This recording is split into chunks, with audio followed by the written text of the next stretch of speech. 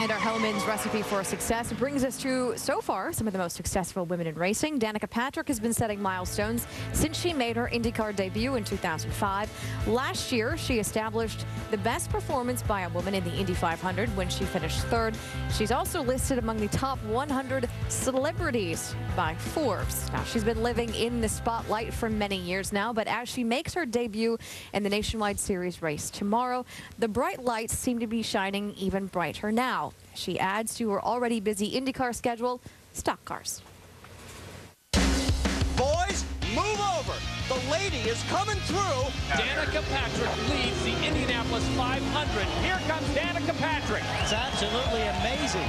So we don't need the headlines. We don't need the headlines. We just want. I'll be driving the number 7 GoDaddy car for Junior Motorsports. Extremely proud to be able to give her this honor and to be the team that leads her into NASCAR. There was a bunch of different things that made me say right now is the right time. I'm ready for the challenge. I'm just ready emotionally.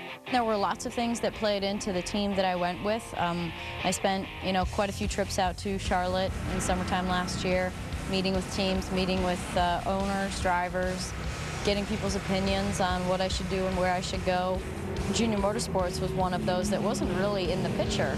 After Brad said that he was leaving and going to Penske, then it left a seat open. With the decision to run a full IndyCar schedule and then some nationwide races this year, we thought about the option of just racing an IndyCar, just racing stock cars, whether it was, no matter what it was. And then the best of both worlds was kind of to do both of them. It's going to take a while to learn this racing. What if I don't like it? What if I get over here and drive the cars and I'm like, ooh, this is not for me, but have already made that jump, and then all of a sudden, what the heck do you do then? So before I was able to sort of be, have my license, get qualified, be entered fully into stock car racing, I had to fill out a resume. I had to put what I had accomplished, what tracks I had raced at, which I just skipped that one because there's just too many. And where I finished and all that, I can't remember. And then I also had to put, names, references on there that they could call. And I felt really funny writing down names like Bobby Rahal, Michael Andretti, and Rusty Wallace. Danica Patrick is in the seat of a stock car for the first time. Green flag, green flag. Danica Patrick all the way up to 5th now. That's the highest she's run. Might have had a brake check happen right there, about 3 cars in front of you, too. People brake check a lot? You can't get the cars stopped. With the brakes that are on them, you can't get them stopped in a situation like that, so. Tony is really smart. He knows a lot about the car.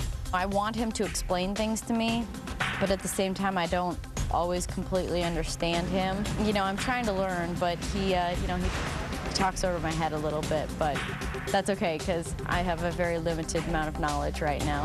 Nelson Piquet Jr. forces her down off the racetrack. Look at this ride through the grass she has. Hold on to it, hold on to it. I'll tell you, this right here is car control. Now, that's something that you got it or you don't. I suppose I didn't expect to have to go through the grass, what seemed like almost crash. But on the other hand, it was also a really great thing because it also showed that, one, I caught it with Tony's help, but 2, that I'm not going to move and I'm not going to back off. And I'm rolling. Fenders are rolling. The side of the car.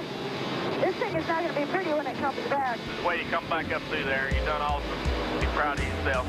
I know you learned a lot tonight. I was mostly just kind of like beaming with happiness, and like I had so much fun rubbing and the passing and all that stuff happened in the last 20 laps. I was just really excited to be out there. I had just so much fun in a race car. It's like getting off a roller coaster and being like giddy happy and you want to get on it again.